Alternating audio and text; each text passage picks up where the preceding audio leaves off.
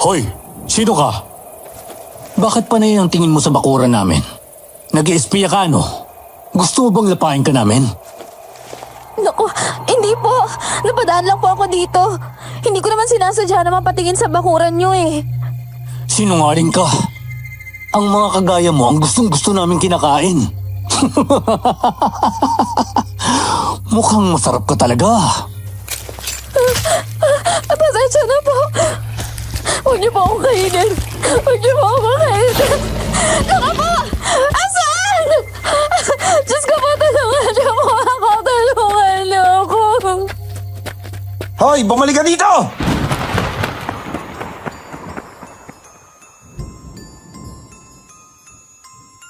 Magandang araw sa inyo, Madam Venus, at sa lahat ng mga sumusubaybay sa channel na ito. Tawagin mo nilang ako sa pangalang Glenda. Tubong Nueva Ecija. Hindi ko nababanggitin ang mismong baryo namin para na rin sa pagkakakilanlan ng mga taong nasasangkot sa aming kwento. Nangyari po ang aking karanasan nung ako ay 25 taong gulang pa lamang. At ngayon sa tulong ng aking apo na nagsulat ng aking kwento, ay maibabahagi ko sa inyo ang aking karanasan. Maniniwala ba kayo na kahit ang mga aswang ay mayroon isang taong pinagkakatiwalaan ng kanilang buhay kahit hindi nila kauri?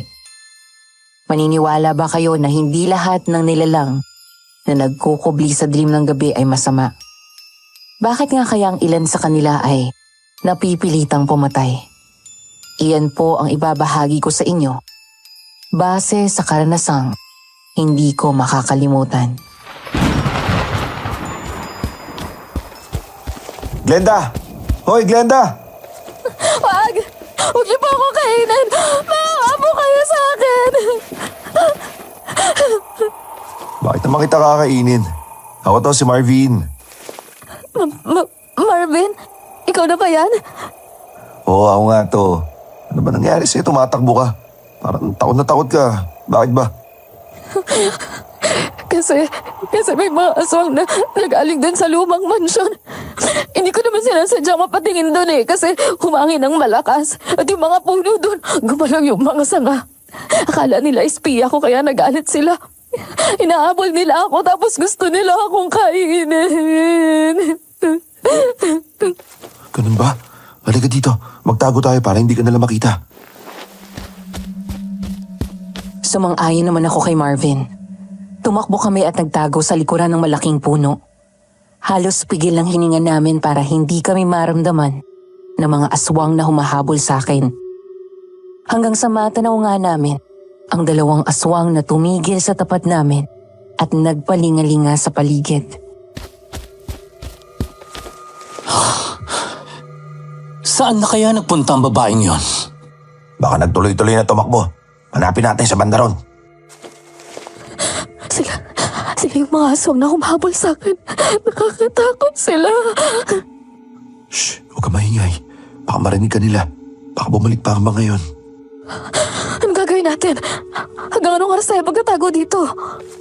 Maya-maya na tayo umalis dito. Baka bumalik pa yung mga yun tsaka makita tayo. Di nga nagtagal ay nakita namin na muling bumalik doon ang 2 aswang. Nagdaan muli sa tapat namin. Tapos ay tuloy-tuloy nang umalis at naglaho sa dilim. Kaya naman, umalis na kami doon ni Marvin at inihatid niya ako sa bahay namin. Salamat, Marvin ah. Alam mo kung hindi ka dumating, baka kung ano nang nangyari sa akin. Sabi ko naman kasi sa'yo, kapag ginagabi ka na galing sa trabaho, hintayin mo na lang ako, susunduin na lang kita. Kasi naman, di ba, nagpapaanod pa kayo ng palay. Pagod ka na, kaya naisip ko na baka hindi mo na ako masundo. Kahit anong pagod ko, Glenda, magkakaroon ako ng oras para sunduin ka. Sana maghintay ka na lang dun eh. Di ba sinabi ko na rin sa'yo na kapag nag-iisa ka, magkandadaan doon sa lumang mansyon na yun. Iniwasan na mga yun yung mga taga ron sa baryo namin kasi maraming kababalaghan ang nangyari doon. Saan naman ako dadaan? Talaga namang madadaanan ko yung baryo nyo bago makauwi dito sa lugar namin eh. Sana dumaan ka na lang doon sa kabila. Masyadong malayo kung din ako dadaan, lalo na kung maglalakad lang. Yung kalsada na madadaanan yung lumang mansyon, ang pinakamalapit na daanan pa uwi dito sa amin. Lalo na kapag wala nang biyahe ng tricycle. Tingnan mo naman yung nangyayari sa'yo. Hindi ka na mabiktima ng gumagalang aswang. Totoo ba ang narinig ko, anak? Muntik ka nang mabiktima ng aswang. Magandang gabi po, Mang Alfredo. Mano po, Itay? Opo, Itay. Mabuti na lang at dumating tong si Marvin. Tinulungan niya ako. Nagtago kami sa malaking puno kaya yung dalawang aswang hindi nila ako nahabol. Naku, pambihira naman. Bakit kasi nagpapagabi ka ng uwi? Sa susunod, agahan mo ang uwi mo. At huwag ka na rin dadaan doon sa lumang mansyon. Marami na ako nababalitaan na hindi magandang nangyayari sa lugar na yon. Kung kaya iniiwasan na yun ng mga tao. Nakakatakot na ang lugar na yon. Kapag gabi na, Tay, akala ko talaga katapusan ko na eh. Buti na nga lang nakatakbo ako agad bago pa ako madamba ng mga aswang eh. Ay nako, pati ako nininervyos na sa'yo. Kung magaling na sana ako at malakas na, hindi mo na kailangan magtrabaho pa sa bayan. Huwag niyo nang sisihin ang sarili niyo, Tay. Magpagaling kayo at magpalakas. Ito nga pala yung gamot niyo na binili ko sa bayan kanina. Salamat, anak. Sana nga ay lumakas na ako. Kasi nakatiwangwang ang sakahan natin. Walang nag-aasikaso. Huwag na po kayo mag-alala sa bagay na yan, Mang Alfredo. Sa darating na sakahan. Kapag natapos ko pong taniman yung sa amin, bukid nyo naman po yung gagawin ko para mataniman ng palay. Abay, maraming salamat sa iyo, Marvin, kung magagawa mo yun. At saka salamat din sa mga mabubuting ginawa mo sa anak ko. Mahal ko po si Glenda kaya lahat gagawin ko po para sa kanya. Makalipas ang mahabang oras, ay nakabawi na ako sa pagod at takot na naramdaman ko kanina. Kaya naman nagpaalam na si Marvin. Hindi na ako kumain ng hapunan. Nagpunta na lang ako sa aking kwarto at natulog. Kaya pagpasok ko kinabukasan, ay sinundo na ako ni Marvin ng tricycle. Doon kami muling napadaan sa kalsadang malapit sa lumang mansyon. Maraming tao ng umagang iyon. Anong pinagkakaguluhan nila? Yung jeep umangga sa malaking puno. Parang patay na yata yung mga sakay. Teka lang, Marvin Tingnan natin kung anong nangyari sa kanila. Sige. Malamang sila yung natsyempo ng mga aswang kasi nakatakas ka kagabi. Oo nga kawawa naman sila. Hindi ba sila taga rito? Hindi ko kilala yung mga yan. Mukhang taga-ibang lugar Napadaan lang dito kagabi at natsyempo ng mga aswang. Hindi aswang ang pumatay sa kanila. Nagulat kami ni Marvin nang bigla ay may sumali sa usapan namin. Isang matandang babae na nasa edad 60 na. Puro puti na ang mahaba niyang buhok. Nakasuot siya ng purong itim na damit at mayroon din siyang bandanang itim. Seryoso ang kanyang mukha habang nakatingin sa akin. Paano po kayo nakakatiyak na hindi aswang ang pumatay sa kanila? Tingnan nyo nga po yung lugar na to. Ayun na yung kinatatakutan ng lumang mansyon at sa lugar na ito madalas na nagpapakita yung mga aswang at iba pang masasamang nilalang na nagtatago sa dilim ng gabi. Pansinin niyo ang mga sugat nila. May nakita ba kayong kalmot o kagat man lang ng aswang? Hindi ba mas kapansin-pansin yung mga malalalim na sugat sa kanilang mga dibdib na parang sinaksak ng matalim na bagay? Parang tama po kayo doon, Manang. Ano nga pong pangalan nyo?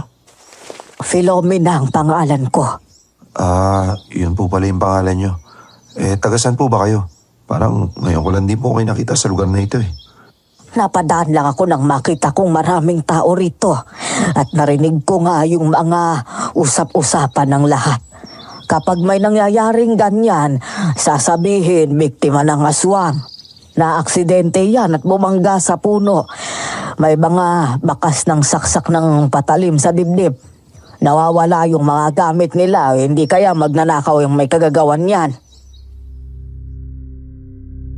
Hindi ako kumibo pero tinimbang ko ang mga sinabi ni Aling Filomena.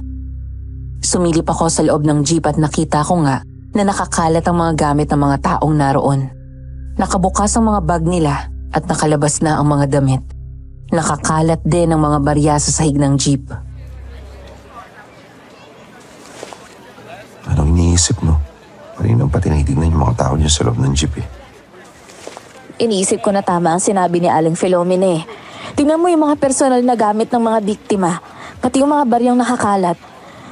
Hindi kaya magnanakaw mga may kagagawa ng aksidenteng to? Maaaring totoo nga yun, Glenda. Pero sa pagkakataon lang na ito. Pero yung mga nakaraan, mga aswang yung may kagagawan.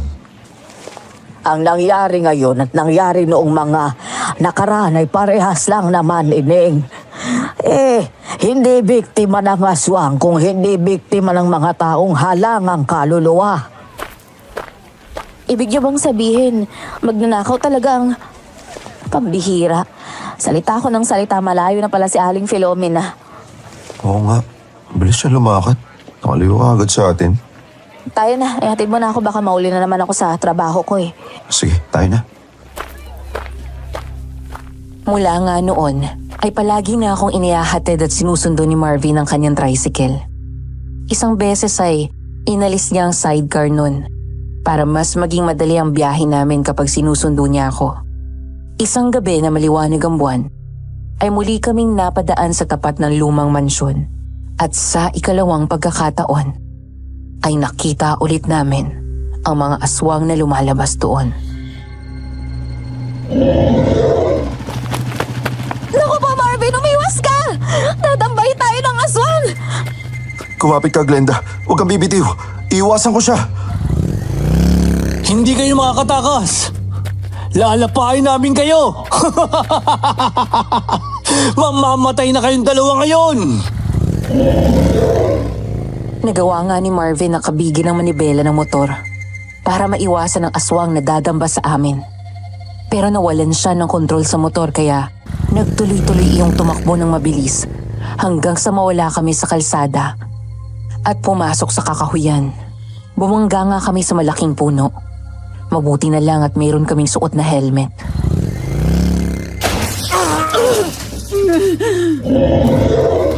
Glenda, tumayo ka. Kailangan natin makaalis dito. Paparating na sila. Sakit ng paa ko eh. Parang hindi ko na kayang makalakad. Sige, kumapit ka sa akin at bubuhatin kita. Kailangan natin makapagtago para hindi na tayo maabutan. Sige, tayo na. Umalis tayo dito. Nakakatakot sila. Ayoko pang mamatay, Marvin. Ay, teka.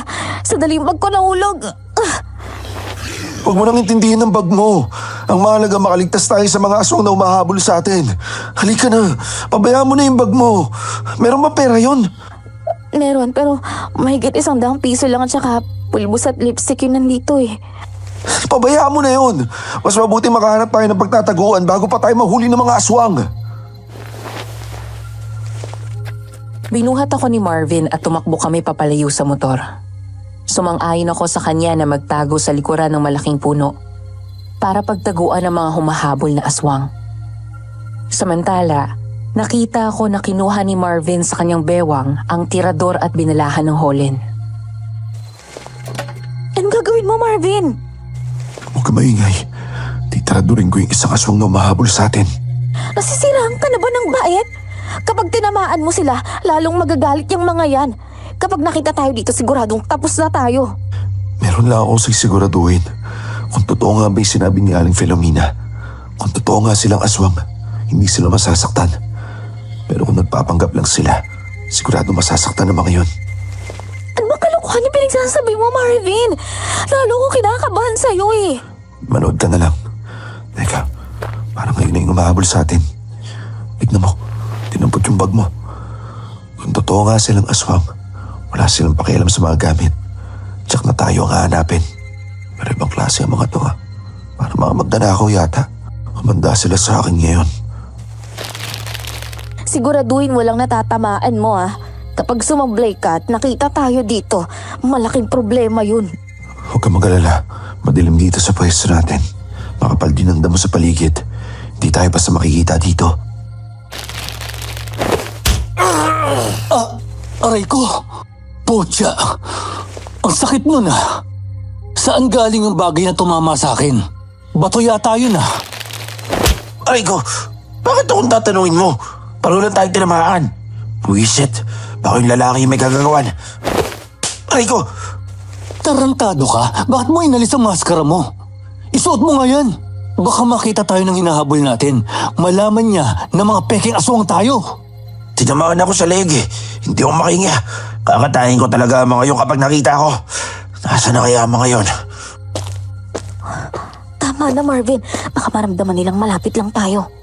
Sige, huwag ka munang kikilos. Hindi ko na rin sila nararamdaman sa paligid. Sa palagay ko malayo na ang dalawang yun dito. Tayo na. Umalis na tayo dito. Baka may mga tao na namang dumating kapag nakita nilang may aksidente na naman dito. Malaman pa nila na tayo ang may gawa. Sa ibang araw na lang tayo didiskarte. Malas talaga ngayon. Umuwi na tayo. Kitang-kita namin ni Marvin mula sa madilim na bahagi ng malaking puno na aming pinagtataguan na hindi nga mga totoong aswang ang umahabol sa amin. Dinig din namin ang modus na ginagawa nila sa kanilang mga nagiging biktima. Hanggang sa umalis na doon ng mga peking aswang. Wala na sila. Tama nga sinabi ni Aling Filomena. Hindi lahat ng aksidenteng nangyayari sa tapat ng lumang mansyon kagagawa ng aswang. May mga magnanakaw na nagkukunwaring aswang pala yung may kagagawan. Nakilala mo ba yung lalaking nag-alis ng maskara? Hindi. Parang di naman siya taga rito eh. Pero ang mahalaga, alam na natin ang totoo tungkol sa kanila. Aray ko! Napilayan yata ako. Sakit ng paa ko. Pasensya ka na ha. Nawalan ako ng kontrol sa motor ko. Ayos lang yan. Ang mahalaga buhay tayo. Hindi tayo napatay at nanakaw ng mga walang yang yun. Naalala ko lang. Tiyak na sila rin yung umabol sa'yo nun. Oo, sila nga yun. Ganun yung itsura ng mga aswang na umarang sa akin nung masalubong kita eh. Mga buwisit na yun. Kung nagkataon pala, napatay ka na. Nanakawang ka na din at tsak na marirape ka pa. Mga ungas na yun. Uunahan pa ako. Ano mauunahan? Mauunahan ako sa'yo. Puro ka talaga kalokohan. Tulungan mo na wala akong lumakad. Gusto ko nang umuwi at magpahinga eh. Sakit na pilayan yata talaga ako. Teka, may dugo sa dibdib mo ah. Nisugatan ka ba? Oo, yung nabaling sanga ng puno na nabangga natin, tumama sa dibdib ko pero mababaw lang naman. Anong mababaw? Bakit nagdudugo yan? Akin na nga, tingnan ko nga. Ayos nga lang ako, mababaw lang yung sugat. Halika na, ihatid na kita. Doon na natin tingnan sa bahay nyo. Inalalayan nga ako ni Marvin hanggang sa makarating kami sa motor niya. Nakita namin na nawasak ang unahang bahagi ng motor. Nabasag ang ilaw noon sa lakas ng pagkakabangga sa puno. Nagpalinga-linga muna si Marvin para tiyakin na wala na sa paligid ang mga humahabol sa amin bago itinulak pabalik sa kalsada ang motor at doon niya na pinaandar.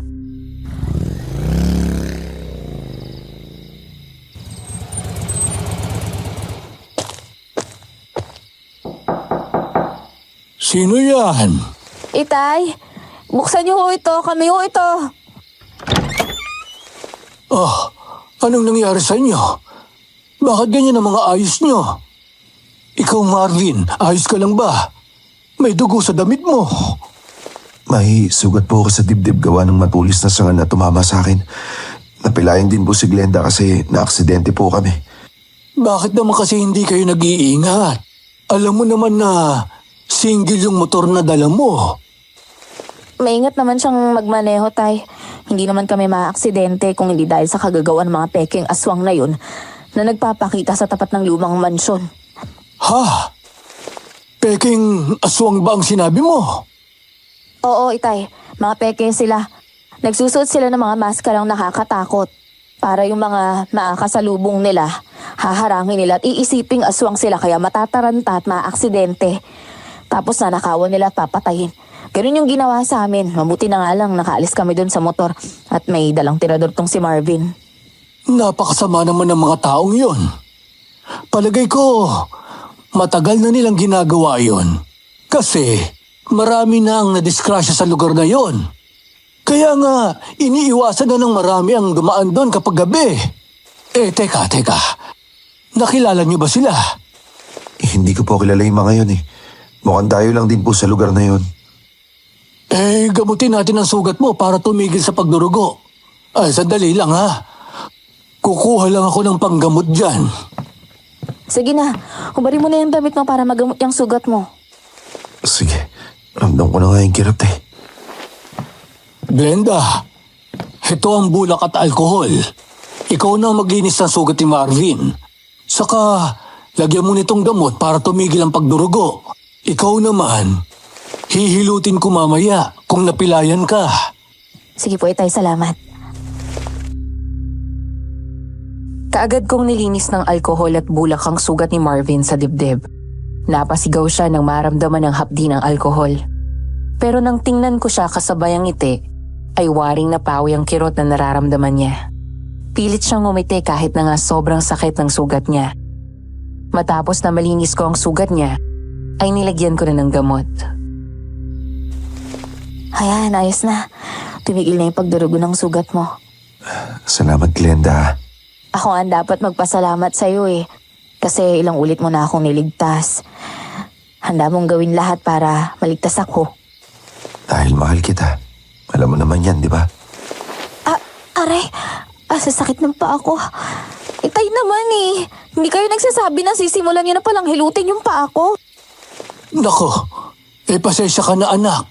Nakita ko kasing namamagana. Kaya kailangan na iyang mahilot. Tiisin mo lang ha. Sige po. Aray! Aray ko, tay! Naman, tay. Para na ako mauubusan ng lakas eh. Konting tiis lang anak. Mamaya ay maibabalik din sa dati ang buto sa paa mo. Talagang masakit pero mawawala din yan. Konting tiis lang. Nang makapanga ni Itay ang parte ng paa ko, na nagkaroon ng problema ay sinabi niya na kagatin ko ang damit ko. Kasi masakit talaga kapag hinatak niya. Sumunod naman ako sa sinabi niya. Isang malakas na hatak ang ginawa niya. Lumagutok ang buto ko sa bahaging iyon ng aking paa. Nakagat ko ng madiin ang damit ko sa sobrang sakit. Ayan, naibalik ko na sa dati. Kaya lang, mamamaga pa yan ng ilang araw dahil sa nabugbog na laman. Hindi na ako makakapasok sa trabaho ko ng ilang araw. Nakatanggalin na nila ako pag nangyari yon. Ako na ang pupunta bukas sa bayan at makikipag-usap sa pinapasukan mong trabaho. Sasabihin ko ang nangyari. Sige, mahuwi na ako. Sige. Teka, kaya mo na bang kumilos? Ayos na ba yung pakiramdam mo? Oo, kaya ko naman. Sige, alis na ako ha. Nang makaalis na si Marvin ay nagpatulong ako kay Itay na pumunta sa aking kwarto para makapagpahinga. Kaagad akong nagpalit ng damit pang bahay at nahiga na sa aking kama. Hindi kaagad ako nakatulog dahil kumikirot ang aking paa. Madaling araw na nang dalawin ako ng antok at makatulog.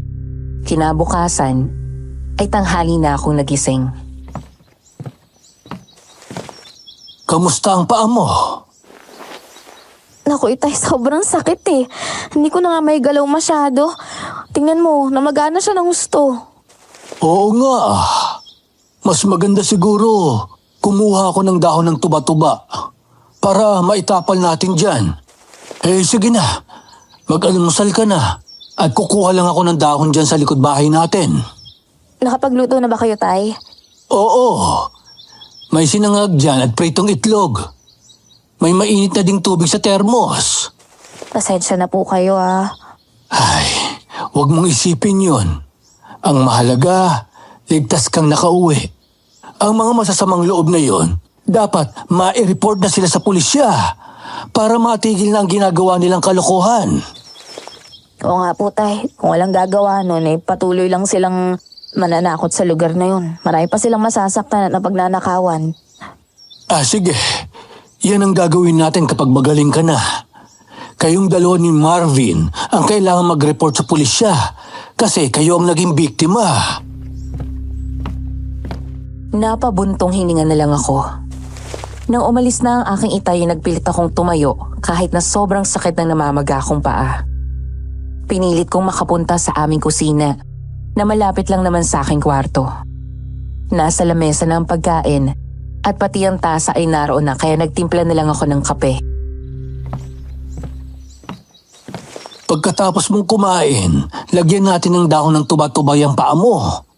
Mabuti at mayroon pa tayong natitirang langis dito ng nyog para maalis ang pamamagaan yan. Sige po, Tay.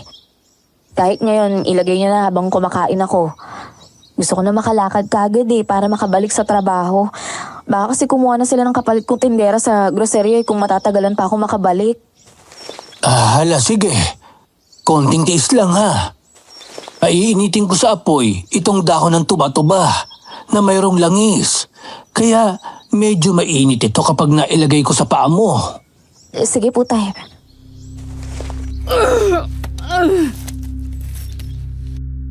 Matapos nga na mapainit ni Itay sa apoy ang dahon ng tuba-tuba na mayroong langis ay inilagay na niya sa namamaga kong paa. Ramdam ko ang init nun. Araw-araw ay nilalagyan ako ni Itay ng dahon ng tuba-tuba kaya naman 1 linggo lang ang lumipas ay nakakalakad na ulit ako ng maayos.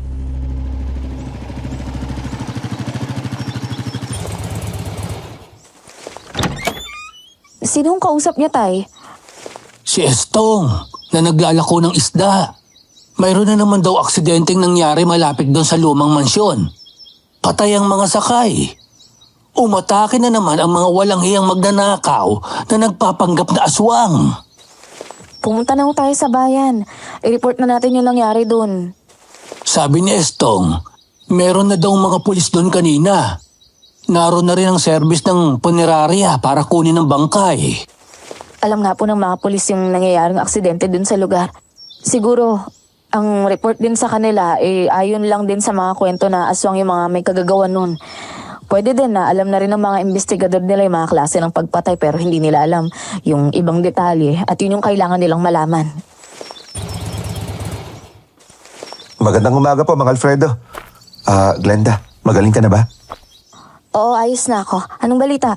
Nakausap mo na ba yung may-ari ng tindahang pinapasukan ko sa bayan? Oo, kaya lang sabi nila, hindi pwede na hintayin ka nila kasi alam mo naman yung palengke, palaging maraming tao mula umaga hanggang gabi. Hindi pwede na walang tindera kaya kumuha na muna sila ng iba. Kung ganun, wala ka na palang trabaho, Glenda. Di bali po Itay, maghanap na lang ako ng ibang trabaho. Yung chewin ko, may bagong negosyo. Kailangan niya ng mga tao na maglalako ng mga panindang sabon galing pabrika. Yung mga pulbos na sabon, 1 kilo bawat supot. Baka gusto mo subukan, ibibigay lang niya sa mababang presyo. Ikaw na yung magdagdag ng presyo kapag ibibenta mo na. Sige, pwede yun. Medyo mabigat lang magbuhat pero maganda siguro yung magiging kitaan doon. Tsaka hawak ko pa yung oras ko, di ba? Hindi na ako gagabihin ng uwi. Oo naman. Kasi doon sa grocery sa bayan, hindi ka makauwi ng maaga. Kasi 7:00 ng gabi nagsasara, kaya gabi ka na talaga nakakauwi. Sige, yun ang gawin natin pero punta muna tayo sa presinto. I-report natin yung modus ng mga walang hiyang yun na mga taong yun para mahuli na sila. Sige, magreklamo tayong dalawa. Mang Alfredo, alis na po muna kami ni Glenda ha. Sige, mag-iingat kayong dalawa ha. Opo, Tay. Saka dadaan na rin kami dun sa tsuhin ni Marvin. Titingnan ko kung ano mga klase ng sabon yung paninda dun. Nagpunta nga kami sa istasyon ng pulis sa bayan at inireport namin na nangyari sa amin sa lugar na iyon. Nalaman namin na iyon nga ang alam ng mga pulis. Hindi aswang ang responsable sa pagkamatay ng mga naaksidente roon dahil sa klase ng mga sugat ng mga bangkay. Kaya nangako ang mga pulis na bawat gabi ay magkakaroon na doon ng mga pulis na magbabantay. Sana naman mahuli na yung mga taong yun. Kapag nagkagano, matitigil na yung mga nakakatakot na kwento tungkol sa iniiwasang mansyon na yun. Oo nga Sana gawin nga ng mga pulis yung sinabi nila. Sige, tayo na sa tsuhin mo. Kailangan ko namang kumita. Paubos na yung mga gamot na Itay Teka, bago tayo pumunta doon sa chewing ko, dumaan muna tayo sa butika ha. Bili mo na ng gamot yung Itay mo. May pera naman ako dito Naku, wag na.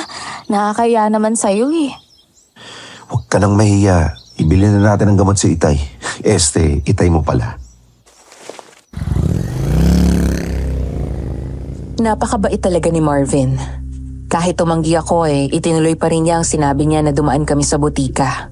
At ibinili namin ang gamot si Itay para sa kanyang baga at vitamins na rin para manumbalik ang lakas ng kanyang katawan. Tapos ay nagtuloy na kami sa tiyuhin niya. Nakita ko na maganda naman ang klase ng sabon na binibenta nila. Kaya kumuha agad ako ng 10 kilo at nang sumunod na araw ay inilako ko yun. Mga sir, baka gusto niyo kumuha ng sabon na panlaba. Maganda to, tsaka mabango. Nako, Miss Beautiful. Hindi naman kami naglalaban ng mga damit namin. Nagpapalaba lang kami. Eh di yung mga misis niyo na lang, sir. Wala rin kami mga misis eh. Pero kung makikipagkilala ka sa amin, babayaran ko na ang lahat ng yan. Talaga, sir?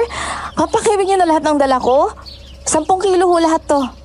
Oo, babayaran ko ng lahat yan. Sa tingin ko kasi, nabibigatan ka na eh. Ang ganda mo pa naman. Ako nga pala si Ricky. Glenda. Glenda naman ang pangalan ko. O ano, sir? Ngayong kilala niyo na ako, siguro naman, babayaran niyo na yung sabon ko. 350 lang ho to, 10 kilo. Mura na yun. Oh. Sige, babayaran ko na yan. Pero may tanong pa ako. Saan ka nakatira? At dalaga ka pa ba? Diyan lang ako sa kabilang baryo. Oo naman, dalaga pa ako. Wow, sa ganda mong yan, dalaga ka pa rin? Oo sir, alam nyo, sa hirap kasi ng buhay namin ngayon, ayoko pang magkaroon ng iba pang iintindihin sa buhay, no? Lalo pa nga't may sakit yung tatay ko. Teka muna, parang pamilyar kayo sa akin. Hindi ko lang alam kung saan ko kayo nakita. Talaga ba? Saan mo nakita si Paring Berto? Hindi ko nga matandaan, sir eh. Siguro kamukha nyo lang yun. Tama, kamukha nyo lang siguro. Pero mas magiging maganda kung magkakaroon ka ng katuwang sa buhay. Hayaan mo, ngayong magkakilala na tayo, tutulungan kita. Napangiti lang ako sa sinabi ni Ricky. Binaliwala ko iyon dahil alam ko naman ang takbo ng isip ng mga lalaki. Hindi lahat ay nagsasabi ng totoo. Yung iba ay nambobola lang kaya nang makuha ko na ang pera, ay umalis na ako. Maaga pa naman kaya muli akong bumalik sa bahay ng tiyuhin ni Marvin. At kumuha ulit ako ng sabon. Muli akong naglako. Hanggang sa mapadaan ako sa lumang mansyon. May narinig akong lagaslas ng tubig, kaya sumilip ako sa siwang ng gate. Sandali lang. Sabi nila walang nakatira sa lumang mansyon na to pero bakit parang may nag-aalaga sa mga halaman? Tama, may tao nga na nagdidilig ng halaman. Tao po? Tao po, manang? Anong kailangan mo, Ining? Nagtitinda po ako ng sabon. Pumasok ka muna at nang maisara ko na iyang gate, dito tayo mag-usap sa loob. Ako ho? Papasok ko dyan sa loob ng bakuran nyo? Abay, oo. Para makapag-usap tayo ng maayos. Kung ayaw mo, makakaalis ka na. Teka lang ho, di ba kayo yung matandang si... Tama! Kayo si Aling Philomena, di ho ba? Ako nga yun. Mabuti naman at natatandaan mo pa. Opo, tama po yung sinabi nyo. Mga kriminal o hindi aswang ang dahilan ng mga naaaksidente dito. Nabiktima rin po nila kami ng mga kaibigan ko eh. Nakaligtas lang kami kaya nag-report kami sa pulisya. Kaya pala ilang gabi ko nang napapansin na may nakatambay na sasakyan ng pulis sa hindi kalayuan dito.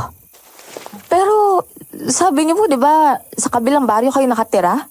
Kasi nga, kapag sinabi kong dito ako nakatira, baka katakutan ako ng lahat. Baka isipin nila na ako ang may kagagawa ng mga aksidente riyan. Kaya nga sabi ko, pumasok ka na at isasara ko ang gate. Ayokong may makaalam na dito ako nakatira. Parang nawala ang kaba sa aking dibdib. Sa tingin ko naman ay mabait si Aling Philomena kaya pumasok ako sa gate. Kaagad na sumilip sa labas ng gate si Aling Philomena. Nang matiyak na walang ibang taong naroon, ay kaagad na isinara ang gate. Niyaya niya akong pumasok sa loob ng bahay dahil naroon daw ang pera niya. Ang ganda po pala ng bahay niyo, no? Nag-iisa lang ho kayo dito?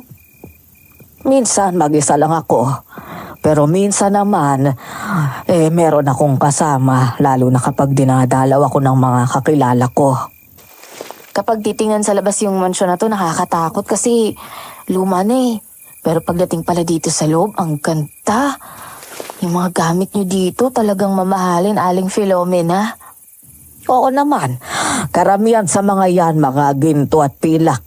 Pamana pa yan sa akin ng mga magulang ko. Ang yaman nyo pala, no? Ganito kamahal yung mga kagamitan nyo dito. Tapos wala man lang kayong kasama. Wala naman kasing nakakaalam na may mga ganyang kagamitan dito.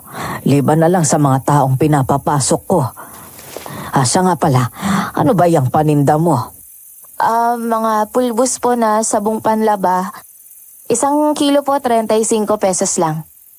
Nako, mabuti naman pala kinatok mo ako, ano? Yan nga yung kailangan ko, lalo na pag marami akong bisita. Marami akong labahin. Sige, kukunin ko lahat ng yan. Maghintay ka muna rito, ha? Kukuha lang ako ng pera sa kwarto. Nang umakyat sa ikalawang palapag ng mansyon si Aling Filomena, ay tumayo ako at nilapitan ng mga kagamitang naroon. Hindi ko maiwasang muling igala ang aking paningin sa mga nakatutoksong bagay na naroon, lalo na ang mga gintong nakadisplay. Pero nagulat ako nang maramdaman kong parang may kumilos sa gawing likuran ko. Napalingon ako pero wala naman akong nakita. May narinig akong tawanan ng mga bata, kaya dahan-dahan kong nilapitan ng malaking upo ang yari sa Nara na napapalamutian ng mga gintong disenyo. Marahan at kinakabahan akong sumilip sa likuran noon, pero wala akong nakita ng mga bata doon. Maliban sa isang kumikinang na gintong kwintas. Anong tinitingnan mo dyan? May naramdaman po kasi ako na parang tumakbo dito eh. Nagtago po dito sa likuran ng upuan. Parang mga batang nagtatawanan eh. Pero pagtingin ko wala naman. Tapos nakita ko yung alahas niyo ata dito nahulog. Nako, bakit naman magkakaroon ng bata riyan? Baka naman, guni-guni mo lang yan. Ang sabi mo, nandyan yung nawawala kong kwintas. Pakikuha mo nga, ilang araw ko nang hindi nakikita yan, nandyan lang pala. Heto po, Aling Filomena. Baka po nahulog lang. Baka hindi nyo lang napansin. Nakatago po dito sa likuran kaya mahirapan ho talaga kayo makita. Abay, ito nga yung nawawala kong kwintas. Mabuti nakita mo. Talagang may dahilan kaya ka nandito. Nakita tuloy siya. Bakit hindi mo pa kinuha at itinago habang naroon ako sa itaas? Hindi ko naman yun malalaman kasi hindi ko nakita. Hindi naman ako naghahangad ng bagay na hindi sa akin eh. Ayokong magnakaw o gumawa ng masama para lang makaahon kami sa hirap.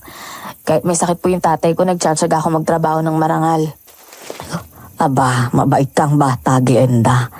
Dahil dyan, ibabayaran ko na lahat ng paninda mo. Dadagdagan ko pa para may pambili ka ng pasalubong sa itay mo. Abay, maraming salamat po, Aling Filomena. Naku, malaking tulong po sa amin yan ng tatay ko. Gusto mo bang magkaroon pa ng ibang trabaho maliban sa paglalako ng sabon? Baka pwede mo kong ipaglaba. Kabayaran kita ng malaking halaga sa paglalaba. Matanda na kasi ako at medyo nahihirapan ako maglaba. 200 sa tuwing maglalaba ka. Talaga ho? Sige ho. Pahig ako. Kailangan ko talaga kumita eh. Sige, pwede ka nang magsimula bukas. Pero mahihilingin lang ako sa iyo, ha? Ano pong hihilingin nyo? Wala kang pagsasabihan ng tungkol sa akin. Lalo na ang mga nakita mo sa loob ng mansyon. Pwede ba yon? Mapagkakatiwalaan niyo po ako. Mabuti. Bumalik ka bukas ng umaga para maglaba, ha? O ito yung paunang bayad. Aling Filomena, maraming salamat po ha. Sige, alis na ako. Halika, dito ka sa likod ng mansyon dumaan. May daan doon. Ituturo ko, doon ka din dumaan bukas para manatili sa paniniwala ang mga tao na walang nakatira rito. Sumang-ayon naman ako. Sinamahan niya ako sa likuran ng mansyon at nakita ko nga na mayroong isang maliit na gate doon na daanan lang talaga ng tao. Kaya tinungo ko iyon. Bago ako lumabas ng gate ay muli kong tinanaw si Aling Filomena na nakatayo sa pintuan ng mansyon. Nang mapatingin ako sa bintana, sa ikalawang palapag ng bahay ay mayroon akong nakitang magandang babae. Kagad yung nagtago nang makitang nakatingin ako sa kanya. Ngunit hindi ko na yun pinansin at naglakad na ako pauwi. Siguro yung babae na yun yung nanay ng mga batang nagtatawanan na narinig ko kanina. Pero nakakapagtaka naman. Hindi ko na nakita yung mga bata eh. Bakit ang bilis namang nawala nung mga yun? Parang medyo kakaiba. Balik pa ba ako o hindi na? Pabalik, hindi. Pabalik o hindi? Akala ko bumalik. Malaking babayad ni Aling Filomena.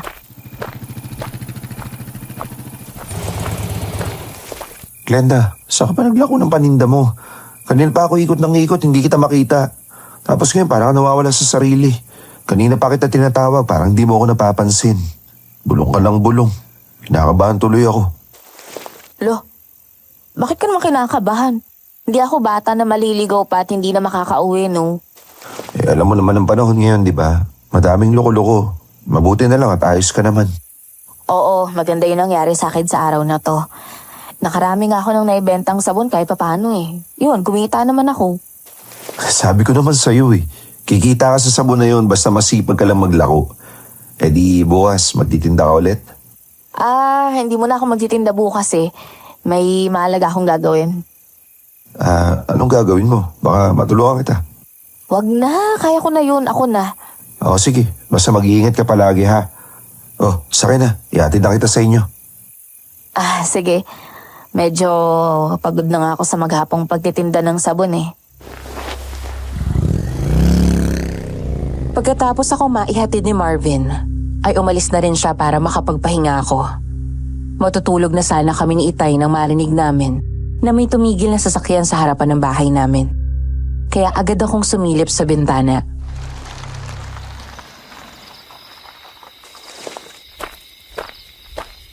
Magandang gabi sa'yo, Glenda. Aba, gabi na. Bakit naligaw yata kayo? Hindi kami naligaw. Ikaw talaga ang sadya namin. Ang totoo, maaga pa kami kanina nang hanapin namin itong bahay nyo. Nagtanong-tanong kami at may nakapagturo nga sa amin na dito ka nakatira. Ganun ba? Ano ba atin?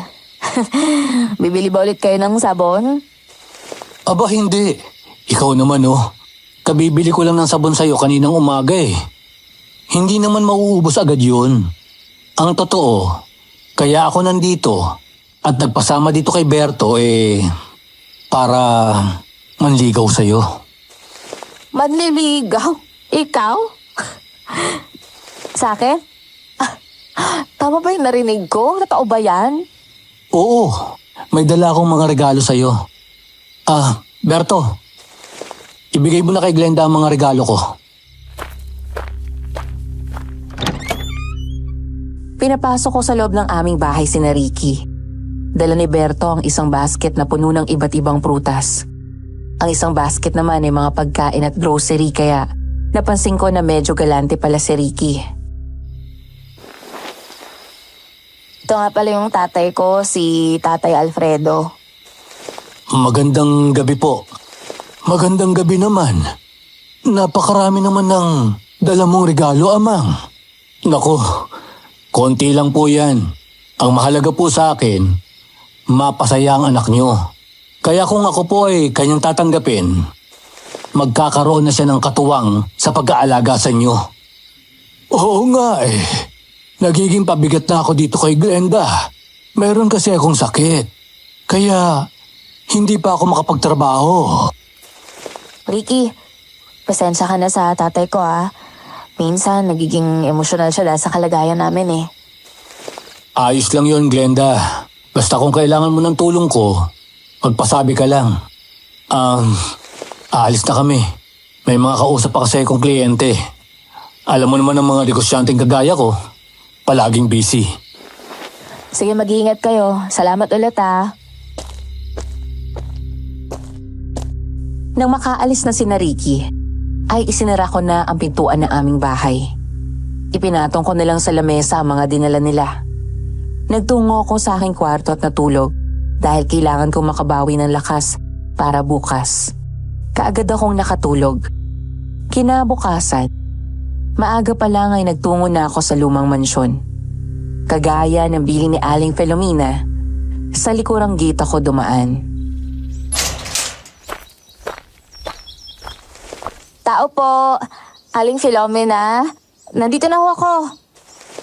Aling Filomena, nasaan ho kayo? Nanatiling tahimik ang paligid. Hindi sumagot sa mga tawag ko si Aling Filomena. Hinanap ko siya sa paligid pero wala siya. Kaya lumapit ako sa pintuan ng mansyon. Kakatok pa lang ako ay bigla na iyong bumukas ng kusa. Kaya pumasok na ako at hinanap ko siya sa loob ng bahay. Aling Filomena, papasok na ho ako Nasaan ho ba kayo? Nandito ako sa likuran mo. Ay, sus, Ginoo ko. Kayo naman, Aling Filomena Muntik na kong malaglag yung puso ko sa nervyos. Bigla-bigla na kayo lumalabas at nakakalapit sa akin. Hindi ko namamalayan. Kayo talaga, Masyado ka palang magugulatin, Glenda. Huwag ka kasing masyadong mag-iinom ng kape. Aling Filomena naman Sa laki ho nitong bahay nyo, hindi ko alam kung nasaan kayo tapos bigla na lang kayo magsasalita sa likod ko. Atakin ako sa puso sa inyo O sige na, kung nakahanda ka na, maglaba ka na. Halika na roon sa banyo yung mga lalaban mo. Sige po, marami ho ba? Aba, marami ngayon. Kaya nga kailangan mong malaban ng maayos para magamit ko sa mga sunod na araw Isinama nga ako ni Aling Filomena sa likuran ng mansyon, kung saan nakita ko ang mga kumot at damit na naroon. Lahat ay may bahid ng dugo. Ang iba nga ay sariwa pa ang dugong naroon. Lalo na ang mga kumot. Basang-basa ng dugo. Bagay na biglang nagpakabasakin. Ang ito ho ba yung lalaban ko? Oo, ganyan karami yung kailangan mong labahan. Sa balon ka na kumuha ng tubig, iha. Sabihin mo sa akin kung hindi mo kaya na humawak ng mga kumot na may dugo, ha? Teka, dugo ho ba to? Dugo ho ito ng ano? Dugo yan ng tao, siyempre. Dugo ho ng tao? Aling Filomena? Sige kung hindi mo naman kaya at nandidiri ka, umalis ka na. Bukas naman ang pintuan ng bahay sa likuran. Kaya lang kung iiwanan mo yung mga labahin, madidismaya ako sa'yo. Kasi hindi mo pala kayang tuparin ang sinabi mo na ipaglalaba mo ako. Aba, natuwa pa naman ako sa'yo kasi matanda na ako at nahihirapan na akong maglaba ng mga ganyan kalalaking kumot. Napalunok ako habang nakatingin kay Aling Filomena. Nakita ko ang pagiging seryoso niya. Naisip ko na baka kung tuluyan siyang magalit sa akin, ay baka hindi na ako makalabas ng buhay sa mansyon. Kaya kahit natatakot ako at kinakabahan, ay pinilit ko pa rin kalmahin ang sarili ko. Hindi naman ako aalis. Lalaban ko yung mga yan. Nagulat lang po kasi ako sa dami ng dugo O siya, sige na. Dadagdagan ko na lang ang bayad sa iyo. Gagawin ko ng 300. Sige po, salamat. Sige na, laban mo ng mga yan. Lumilipas ang oras. Para bago mawala ang sikat ng araw, matapos mo na yan at maisampay. Sige po, ako na pong bahala rito. Nang iwanan ako ni Aling Filomena, kinuha ko ang timba na nasa gilid ng balon. May lubid na nakatali sa timba. Inihulog ko yun sa balon para makasalok ako ng tubig. Ilang ulit akong kumuha doon ng tubig gamit ang timba at inilagay sa banyera na naroon. Doon ko muna inilagay ang mga damit na mayroong dugo. Kinusot ko ang mga iyon para maalis ang mga buong dugo.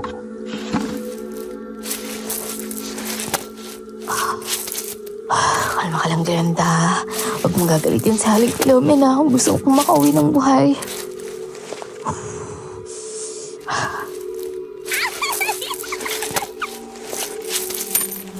Ay, naku naman. Saan galing ang mga bariyang pera na to? Bakit nila ako nag-isa ng pera? Hindi kaya mga tawanan ng tiyanak yung naririnig ko. Parang hindi yung narinig ko kahapon ah. Hindi na ako nakatiis. Tumayo ako at tinanaw ko ang paligid. Wala naman akong nakita ng mga bata. Di nagtagal ay hindi ko na rin narinig ang mga tawanan nila. Kaya ipinagpatuloy ko na lang ang paglalaba. Ginamit ko ang pulbos na sabon sa paglalaba ng mga kumot at mga damit na mayroong dugo hanggang sa lumipas ang mahabang oras.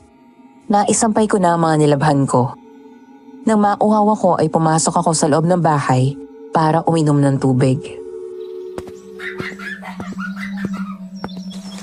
O bakit natutulala ka naman dyan? Anong hinahanap mo? Gusto mo pang umakyat sa itaas? Pasensya na ho, Aling Filomena. Itatanong ko lang, may mga kasama ba kayong mga bata dito? Bakit mo na itanong? Naririnig ko kasi yung mga tawanan nila eh. Kanina, parang naglalaro sila sa likuran ng bahay. Tapos sinagisan pa ako ng barya eh. Hindi ko naman nakita. Tapos ngayon nakarinig ulit ako ng mga tawanan. Dito naman ho sa ibabaw ng bahay. Glenda, kung ano man ang maririnig mo at makikita mo, palampasin mo na lang. Kung magtatrabaho ka sa akin, masanay ka na sa mga pangyayaring ganyan. Mababait naman sila. Muli ako nagulat nang makita ko na mayroon nang nakaupo sa upuang nasa salas. Isang babaeng buntis at 2 babae pa na may kalong na mga bata na sa tingin ko ay 2 taon na. Ang mga iyon ng batang nagtatawanan na narinig ko. Nang umiti sa akin ng mga bata, ay nakita ko ang matutulis ng ngipin ng mga iyon. Sa pagkabigla ko ay nabitiwan ko ang baso. Hinimatay ako sa takot. Glenda, ayos ka lang ba? Lumipas ang mahabang oras. Nang matauhan ako ay nakahiga na ako sa mahabang upuan na nasa salas. Naroon pa rin si Aling Filomena. Agad akong bumangon at kinapako ang aking leeg kung may sugat. Pati ang mga braso ko ay tiningnan ko pero kahit isang gasgas wala akong nakita. Noon ko din napansin na nakasindi na ang mga malalaking gasera na nakasabit sa dingding ng mansyon. Nasaan na po yung mga bata at yung bisita niyong babae? Umalis na sila. Ang naiwanan na lang dito ay yung babaeng buntis. Dito na siya mamamalagi hanggang makapanganak. Dito siya manganganak? Ang ibig niyo bang sabihin nagpapaanak kayo? Oo, isa akong kumadrona. Kaya ang mga nakita mong dugo sa mga kumot at damit ay dugo ng mga babaeng nanganak. Aling Filomena naman eh. Ba't hindi niyo naman sinabi? Wala na nang naiisip ko tungkol sa mga dugo-dugo na yan eh. Tapos halo pa akong natakot nung makita ko yung batang may matutulis na ngipin. Ba't gano'n naman ho sila? May mga bata talaga na ganoon, Glenda. May mga isinilang na matutulis talaga ang mga ngipin. Alam ko na mayroon pa ring tinatago sa akin si Aling Filomena. Pero hindi na ako nag-usisa pa. Sapat nang malaman ko na isa pala siyang hilot, kaya ang mga nilabhan ko ay duguan. Nang mapansin ko na madilim na pala, ay nagpaalam na ako kay Aling Filomena. Binigyan niya ako ng 300. Pero bago nakaalis, ay mayroon pang mag-asawa na dumating mula sa likuran ng bahay. Magandang gabi, Aling Filomena. Manganganak na po yata yung asawa ko. Sige, iakyat mo na roon sa taas. Yung dulong kwarto, doon mo siya dalhin. Sige. O sige, Glenda, umuwi ka na at gabi na. Haasikasuhin ko lang yung dumating na mag-asawa. Gusto niyo ba tulungan ko kayo? Kaya ko na yon. Napagod ka na buong maghapon sa dami ng nilabhan mo. Magpahinga ka na. Sige ho, alis na ako. Kailan niyo ho ako paglalabayin ulit?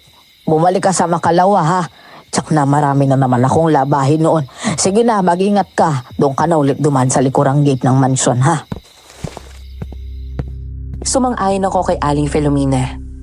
Doon na ako dumaan sa likuran ng mansyon. Nang makalabas ako sa bakuran, ay muli akong naglakad sa gitna ng malalaking puno, pero bago ako makarating sa kalsada, ay nakita ko na gumewang ang isang tricycle. Tuloy-tuloy na nawala ng kontrol ang driver nun. Kaya nawala iyon sa kalsada at pumasok sa kakahuyan at bumangga.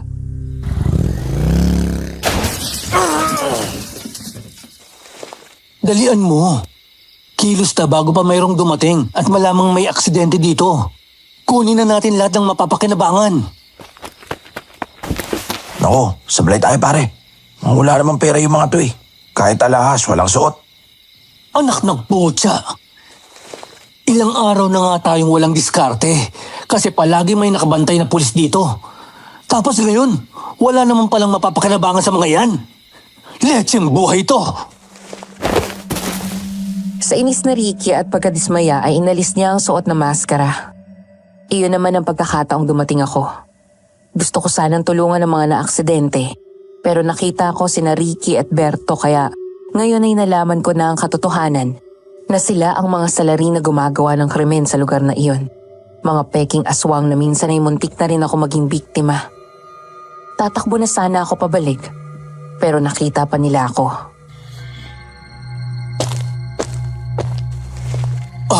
Glenda, anong ginagawa mo dito? Kasi nakita ko na may aksidente kaya pumunta ako para sana tulungan sila. Kaso, mga peking aswang yung nakita ko.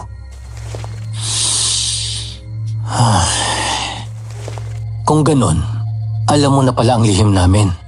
Nakita mo na eh. Kaya hindi na ako makapaglilihim pa. Akala ko mabuti kang tao. Akala ko mabait ka. Isa ka palang kriminal. Kung ganon, kayo pala yung humabol sa akin nung gabi. Tama ba? Mabuti na lang at nakatakas ako. Tama ka. Kami nga yun. Nang makatakas ka, inis na inis ako.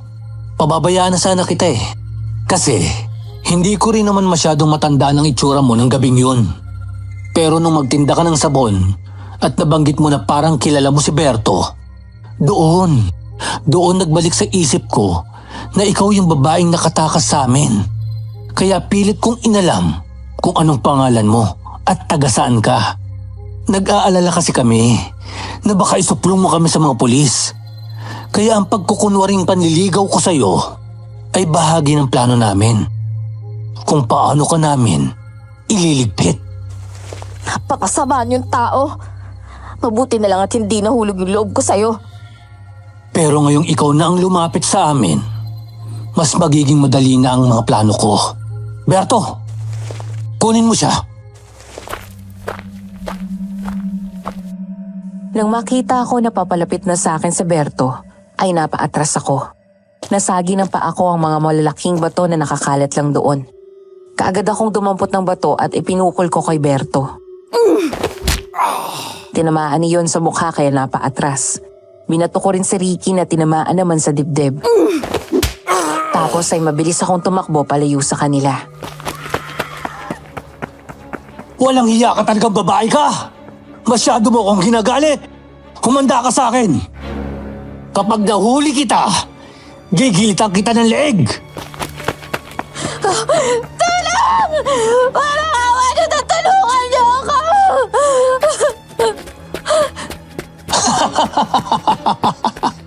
Bihira ang mga taong dumadaan dito. Kaya walang makakarinig sa sigaw mo. Walang tutulong sa'yo. Nagmamadali akong tumakbo palabas ng kakahuyan. Hindi ko na ininda ang mga matutulis na kahoy na tumatama sa aking mga braso at katawan. Ang mahalaga sa akin ay matakasan ko sila. Hanggang sa makarating ako sa kalsada.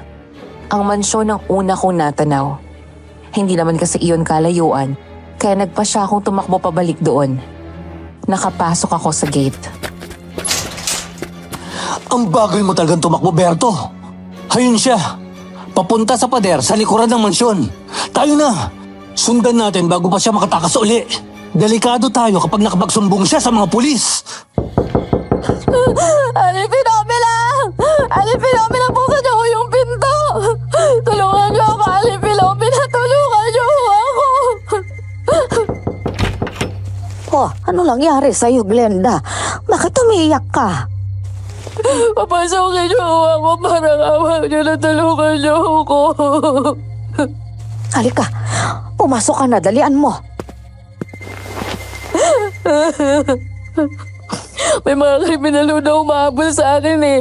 Sila po yung mga nagkukunwaring aswang na nagpapakita dito sa tapot ng mansyon. Kaya naman yung mga dumadaan natatakot sila at na-aksidente. Saka ho nila pag nanakawat tapos papatay nila.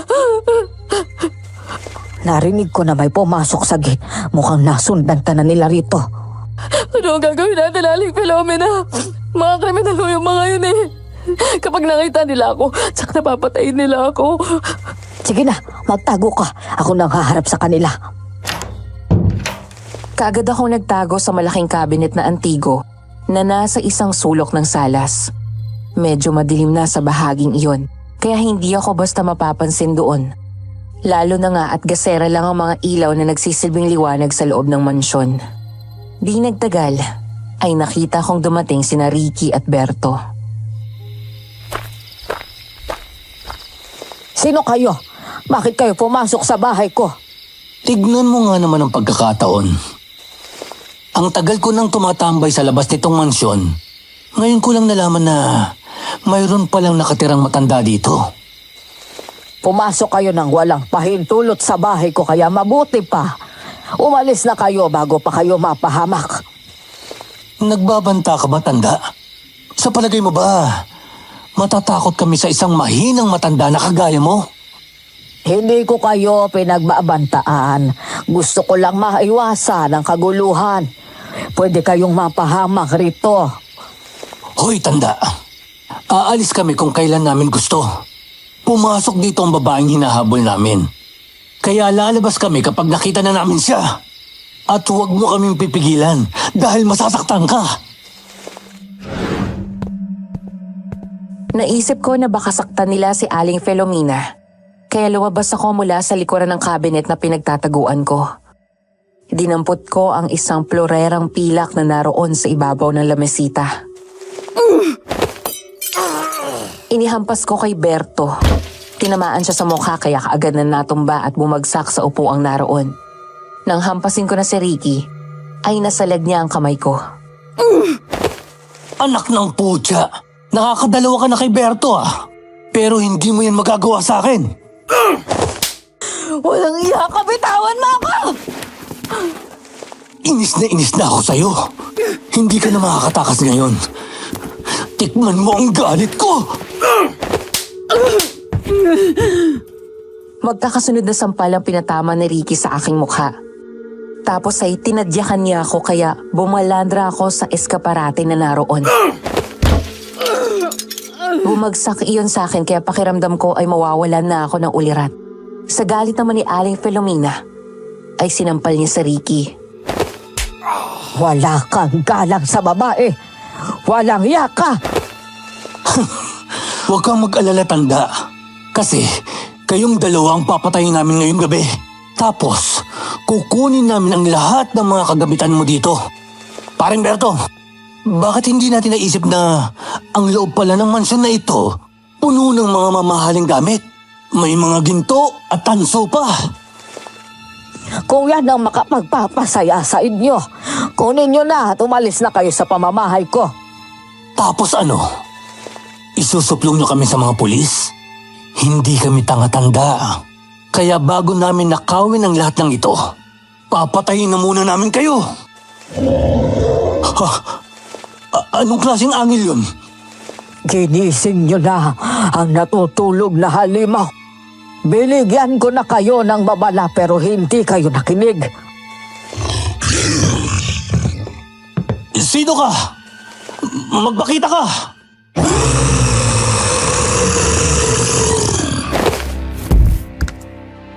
Binibigyan na nga kayo ng pagkakataong kunin ng gusto nyo at umalis na pero sagad sa buto ang kasamaan ninyo.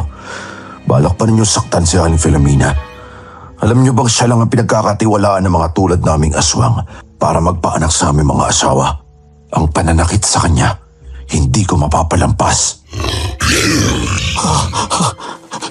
Huwag mo kaming takutin! Hindi ako naniniwala sa'yo. Walang aswang sa lugar na ito.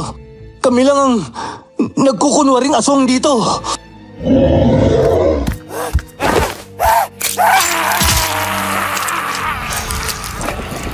Dinig ko at nakikita ko ang manangyayari pero pinili ko na lang ang manatili sa ilalim ng platera at magkunwaring nawala ng malay dahil nakita ko ang aswang na tumayo malapit sa akin. Tumalon siya at dinamba si Berto. Kaagad na sinakmal sa leeg. Matapos ay muling tumalon sa isang sulok ng bahay para magtago sa dilim. Bigla namang hinatak ni Ricky si Aling Filomena para gawing panangga. Wala naman talagang aswang dito sa lugar nyo. Kasi hindi naman kami taga rito. Dumadayo lang kami kapag kailangan namin sa Aling Filomena. Huwag kang lalapit sa akin. Lalaslasin ko ang lalamunan ng matandang ito. Sinayang mo ang buhay at pagkakataong ibinibigay ko sa iyo. Manahimik ka, tanda! Kung ayaw mo gilitan ko ang leg mo! Akala mo ba makakaligtas ka kapag ginawa mo yan? Isa kang malaking hangal.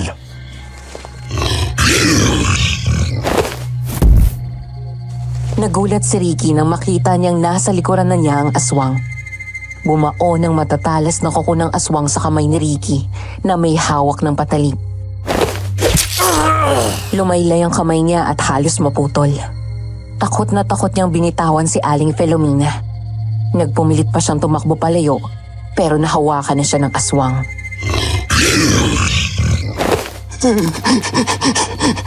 Layuan mo ko!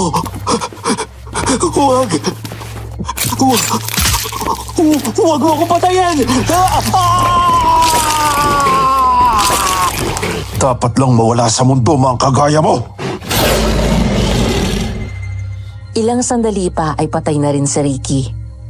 Nakita ko na nagbalik sa pagiging tao ang aswang. Lumapit sa akin at iniangat ang platera. Kaya patuloy kong ipinikit ang aking mga mata para magkunwaring walang malay. Para isipin nila na wala akong nakita sa mga huling pangyayari. Binuhat niya ako at inihiga sa upuang naroon. Sige na, Aldo. Ako na ang bahala sa kanya. Ikaw na ang bahala sa dalawang ungas na yan. Sige, Aling Filomena. Dadaling ko ang dalawang ito sa harapan ng mansyon para makita ng mga tao na nabiktima sila ng aswang. Para patuloy nilang katakutan at iwasan ang mansyon. Sa ganun ay wala nang mangiistorbo sa inyo. Sige, mabuti nga ang naisip mo. Nang maramdaman ko na wala na nga ang aswang, ay saka ako kunyaring natauhan. Dumilat ako at bumangon. Aling Filomena, nasaan na ho yung mga masasamang tao? Wala na sila, Glenda. Nagbayad na sila sa lahat ng mga kasalanan nila. Ligtas ka na.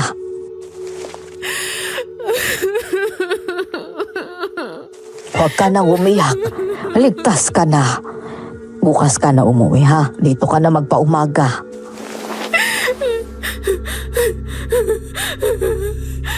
Sumang-ayon ako kay Aling Filomena na doon na ako matulog dahil 2:00 na ng madaling araw. Nakakatiyak naman ako na hindi ako sasaktan ng mga aswang na kasama doon ni Aling Filomena, kagaya ng aking narinig sa aswang na pumatay kina Ricky. Nang sumikat ang araw ay sikreto akong lumabas sa likod bahay. Muling dumaan sa kakahuyan at nang makarating sa kalsada, ay nakita akong nagkakagulo ang mga tao sa di kalayuan. Glenda, saan ka ba nanggaling? Nag-alala na sa'yo yung tatay mo. Hindi ka na umuwi kagabi. Di ba sabi ko nga may trabaho akong gagawin? May mga patay doon, oh. Sa tingin ko, totoo ang aswang yung pumatay sa kanila. Kasi dami mga kalmot at kagat sa leeg, eh. Oo, tama ka. Ganoon nga yung tsura nila. Siguradong aswang ang pumatay sa kanila. Halika na, hatid mo na ako sa amin. Sige, baka pwedeng doon na rin muna ako makikain ng almusal, ha. Total, matitikman ko rin naman yung luto mo kapag sinagot mo na ako at naging asawa na kita, eh. Oo na.